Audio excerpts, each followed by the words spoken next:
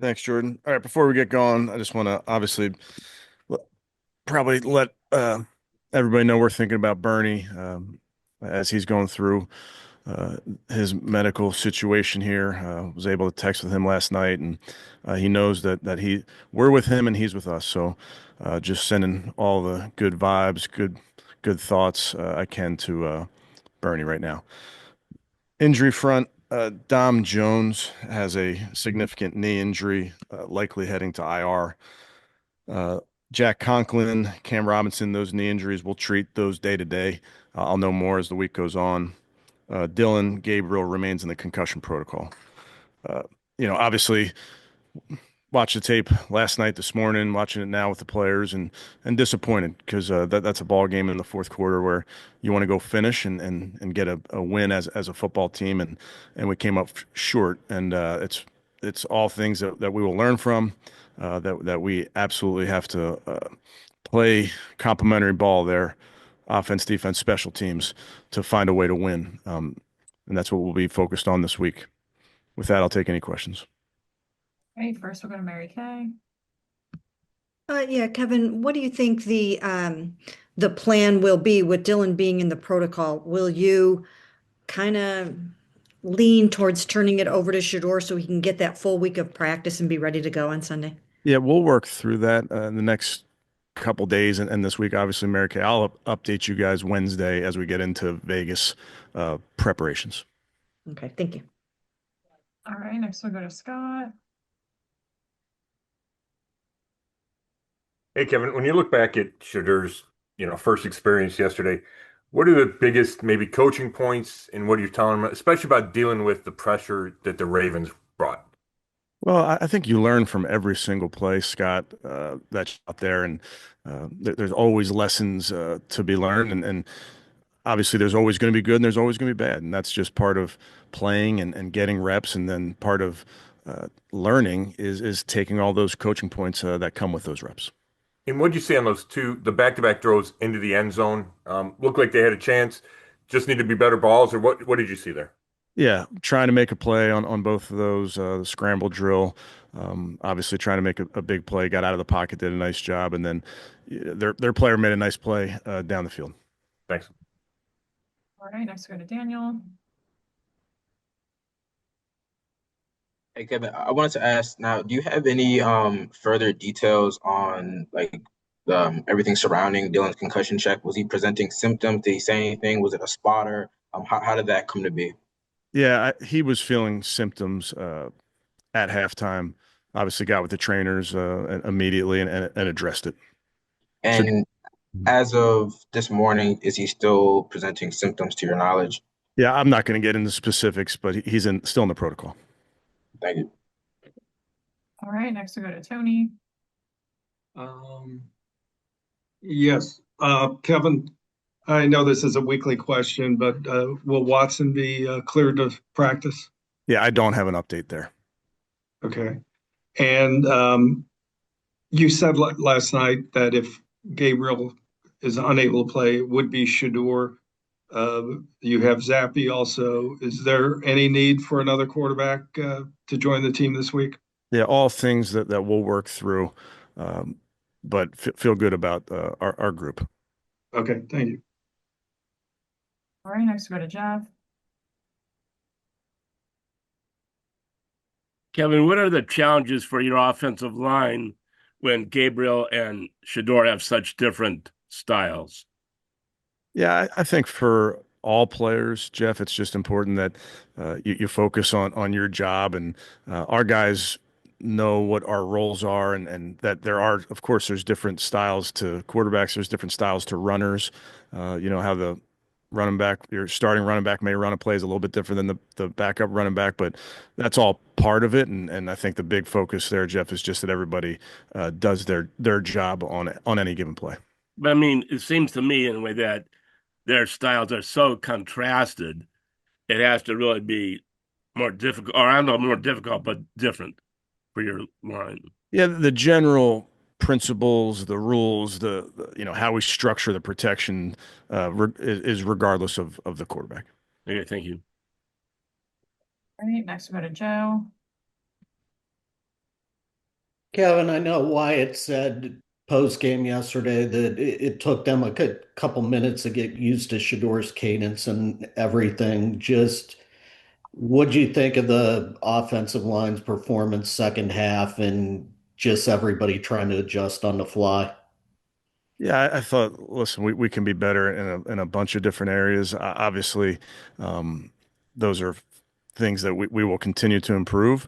But that's all part of playing this game is making sure that when guys come in and out of a lineup that you don't miss a beat. Okay, thanks. All right, next go to Daryl. Kevin, if I could follow up on Deshaun real quick. When's the deadline for you guys to make a decision about him on that reserve PUP, whether or not you will open that 21-day window? Yeah, I don't know the answer to that, Daryl. I know he's doing a great job in meetings, supporting the guys.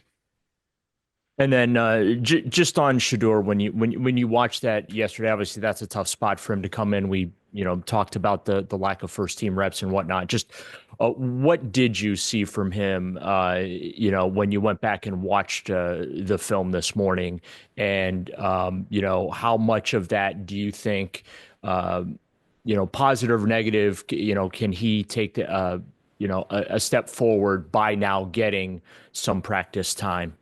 Yeah, I think it's all positive. You're constantly learning as a young football player, constantly learning as a quarterback through all reps. We talk so much about mental reps and those type of things, how important they are. So all those physical reps, I think, add up and will only improve as he continues to get turns. All right, next go to Cam. Given I know a lot of team structure, kind of how they give their reps away to their backups kind of similarly. When you look at that situation and knowing that Shador didn't get those first team reps, would you have changed anything about the approach, about how you maybe divided up the first team reps from training camp to now? Yeah, I understand the question, Cam. I think it's important that you do what you think is right for a football team. The development of our players is constant.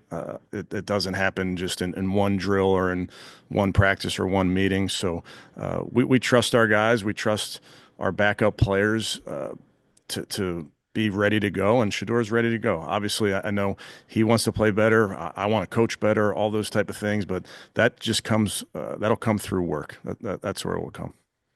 And then on the other side of the ball, Devin Bush said yesterday that, they want to do more specifically for Myles Garrett in a game that he has 4 sacks, 5 tackles for loss. They want to do more not only to help push him, but to get him wins. I know it's not just Myles, but is that kind of a shared mindset in the team of not wanting to waste big performances, so to say, by not getting the win? Yeah, we're so focused on one thing, Cam, and one thing only, and that's winning, and that's winning as a team. And when you come up short, it's hard to really think about anything else about a given game. Thanks. All right, next go to Chris. Hey Kevin, I got just a couple questions about the tackles position. Obviously, you say it's day to day with Jack and Cam, but would the plan be Tevin and KT likely to start at those spots? What would be kind of what is the kind of contingency plan there? Yeah, we have options, Chris. We have to work through all those things this week. Obviously, the availability of Jack and Cam will determine that. But KT went in there when we had an injury yesterday. Tevin went in there when we had an injury yesterday. So those are certainly options if that's the case.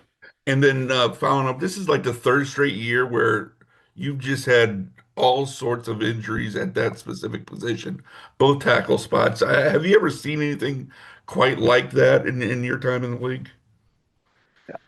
Can't remember, don't know.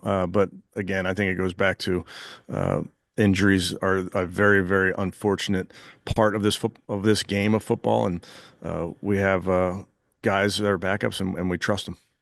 Thanks. All right, next go to Justin. Hey Kevin, I wanted to ask you if you could just explain some of the different nuances and challenges I know you have in the past of, splitting up reps with a rookie starting quarterback and a rookie backup quarterback and the different challenges that that kind of presents? Yeah, obviously reps themselves uh, are different both in the off season and in the regular season. We've always structured it with making sure we're getting all of our guys ready to play. I think our players, starters and backups, do a great job of maximizing all of their opportunities, whether it comes again in a given rep or it comes in a meeting, whatever it may be. Thanks. All right, we'll go back to Mary Kay. Yeah, a couple of questions here real quick for you, Kevin. First of all, when you said after the game that Dylan would start if he cleared the concussion protocol, were you pretty much talking about the Raiders game? And will you take this kind of week to week? I mean, you didn't, is that correct? Yeah, I'm just talking about the fact that he's in the concussion protocol, so we'll obviously make sure that that's takes precedent here, Mary Kay, and make sure that he's getting better by the day.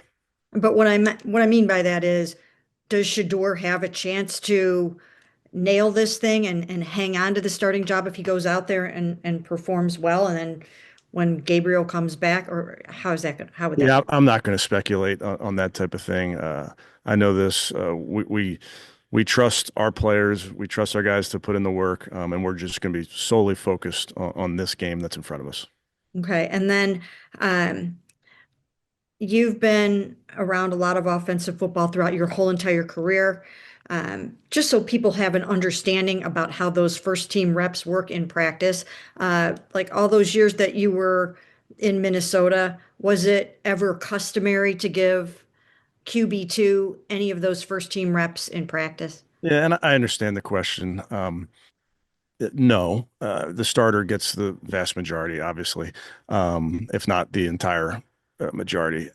I will say this: we trust our players. Shador's putting in great work, uh, in on the field, in the meeting room.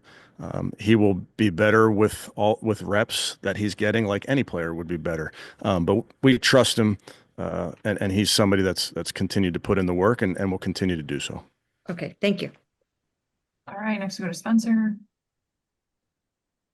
Hey Kevin, you last night Miles mentioned that Shador sort of tried to shoulder the blame for the loss, sort of in front of the team in the locker room. Just what was your message to him in that moment? Miles kind of said, he wasn't going to let him do that, but what was your message sort of to him? Yeah, obviously I'll keep those type of messages between us, but this game has never been about one player or one play in a game. It'll always be a team effort in all areas. And then the Ravens have used that sort of Mark Andrews Wildcat tush push play before. I think they actually just used it last week against the Vikings, a different version, like a different play off of it. But how much was that something you guys, prepared for or kind of thought could be part of the game plan for them? And how much was them doing that version of it, just, them running the right play at the right time? Yeah, I mean, you got to tip your cap to them. Obviously, it was a well-designed play. There are things that we can do differently on that play, and they had shown different things off of that, not exactly that play. So it's you hope that they might get the first, but you get them down for a gain or whatever it might be. But well executed by them. Thanks. Great, we'll do a few more. First one, Scott. Hey, Kevin, were you guys able to identify when Dylan suffered the concussion? Yeah, I don't know that we know for sure when it was, but I obviously the hit on the play they kept the ball to the left side is likely where it happened. Gotcha. Thank you. All right, next, Daryl.